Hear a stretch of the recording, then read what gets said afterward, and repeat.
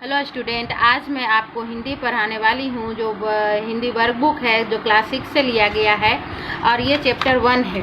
Chapter 1 में बताया गया है दयालु शिकारी और ये एक चित्र पाठ है। चित्र को देखकर हमें स्टोरी पढ़नी होती है जिसमें यह बताया गया है कि एक शिकारी होता है, उसे हिरनी का मांस खाने का शौक होता है तो वो हिरनी पर गोली चला देता है। और जब वो उसके पास जाता है तो देखता है कि हिरनी ने एक बच्चे को जन्म दिया है, तो उसे देखकर बहुत ही अफसोस होता है और वो उसे लेकर अस्पताल जाता है और अस्पताल से इलाज करके फिर से उसे जंगल में छोड़ देता है। इसी से रिलेटेड आप देखो तो MCQ दिए हुए हैं। निम्नलिखित प्रत्येक प्रश्न के उत्तर दिए गए विकल्प में सही विकल्प चुनकर लिखे। तो जंगल में शिकारी ने एक डैश को देखा, तो क्या देखा? हिरनी को देखा। दूसरा, शिकारी एक डैश के पीछे छिप गया, तो वो किसके पीछे छिप गया था? तो पेड़ के पीछे। इस तरह से आंसर दिए हुए हैं, आप पढ़ोगे तो समझ में आएगी।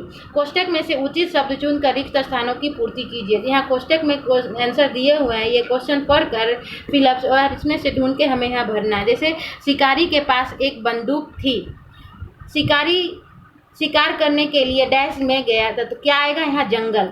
इस तरह से हम यहाँ पे फिलअप्स भरेंगे। सही वाक्यांशों में से चुनकर विधानों को पूर्ण कीजिए।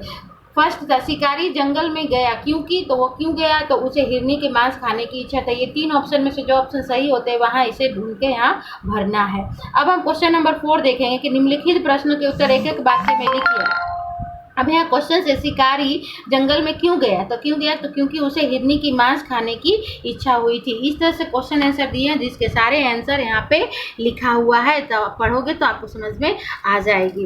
अब हम दूसरे स्टोरी पढ़ेंगे। दूसरा है बातूनी कछुआ। बातूनी मतलब होता है बहुत बोलना।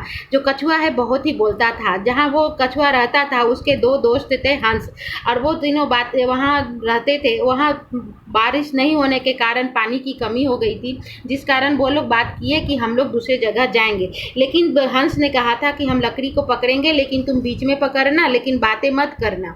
जब वो वहाँ जा रहा था तो उसने बहुत सारे आदमी को देखा, लेकिन उसे चुप नहीं रहा गया और वह बोल दिया और वो वहाँ पर गिर जाता है। इस तरह से स्टोरी में बताया गया है। अब यहाँ उसी स्टोरी से रिलेटेड एक क्वेश्चन आंसर दिए हुए हैं जिसमें पहला है MCQ। फर्स्ट है, कछुआ कहाँ रहता था? तो नदी में, झील में, पोखर में या तालाब में? तो वो क्या बोलेंगे हम? तालाब में। कछुआ बहुत था, कैसा था? तो बातूनी था। इस तरह से हम MCQ ढूंढ कर यहाँ भरेंगे। कोष्टक में से उचित शब्द चुनकर रिक्त स्थानों की पूर्ति कीजिए।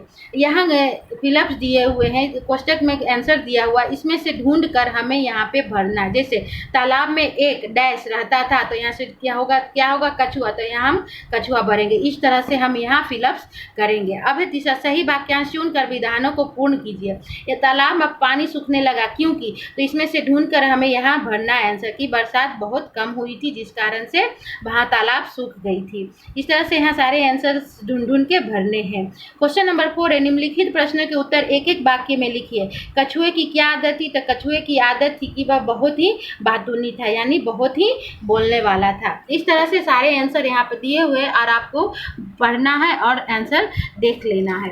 अब हम तीसरा स्टोरी पढ़ेंगे जिसका नाम है बुद्धिमान कौवा। मतलब कौवा बहुत ही होशियार था।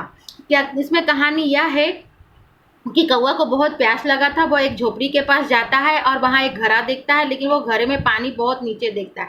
तो वहाँ के कंकर पास में देखता है, तो वो सारे कंकर उठा के वो घड़े में डाल देता है और पानी पीता है और अपना प्यास बुझाकर वहाँ से उड़ जाता है। अब इसी से स्टोरी से रिलेटेड यहाँ पर MCQ दिए हुए हैं कि कौवे को खूब लगी थी, तो क्या लगी थी? प्यास लगी थी। कौवे ने घड़े में क्या डाले? तो कंकर डाले। इस तरह से हम आंसर ढूंढ के यहाँ पे लिखेंगे। कोष्टक में से उसी शब्द से ढूंढ कर रिक्त स्थानों की पूर्ति कीजिए। यहाँ पर MCQ दिए, जैसे कौवा खूब डैश था, तो क्या था? प्यासा था।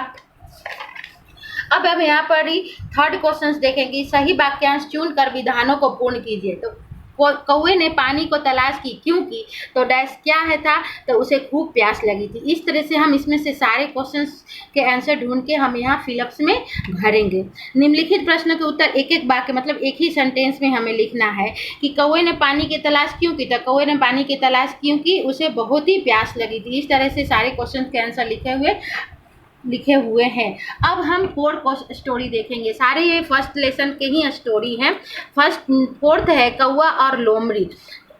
यहाँ क्या होता है कि कौवा एक रोटी लेकर आता है, तभी वहाँ एक लोमड़ी आती है, उसे रोटी देखकर उसे लालच हो जाती है और वो कौवे से कहता है कि तुम बहुत मीठा गाते हो, तो तुम एक गाना सुना मुझे। तो कौवा समझ जाता है कि ये मेरी रोटी पानी की, तो वो क्या करता है, रोटी को अपने पाँव में दबा लेता है और काँव काँव करना शुरू कर देता है। तभी लोमड़ी समझ जाता है और वो वहाँ से चला जाता है। वो यह समझ जाता है कि सचमुच अपनी झूठी बड़ाई सुनकर हमें गुमराह नहीं करना चाहिए, हमें झूठी बड़ाई पर किसी बातों पे नहीं रहना चाहिए।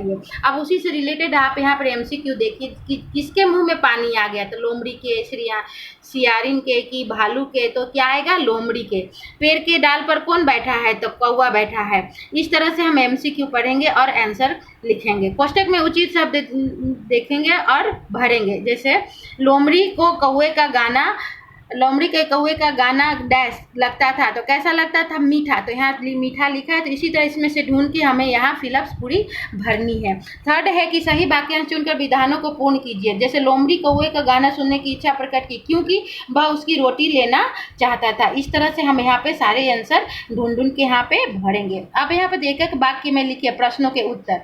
एक ही वाक्य में ले, लोमड़ी ने कौवे को पेड़ की डाल पर देखा। इस तरह से हम सारे आंसर करेंगे। अब आप देखो बच्चों, तो 5 क्वेश्चन में निम्नलिखित प्रत्येक वर्ण से शुरू होने वाली 5 शब्द बनाइए।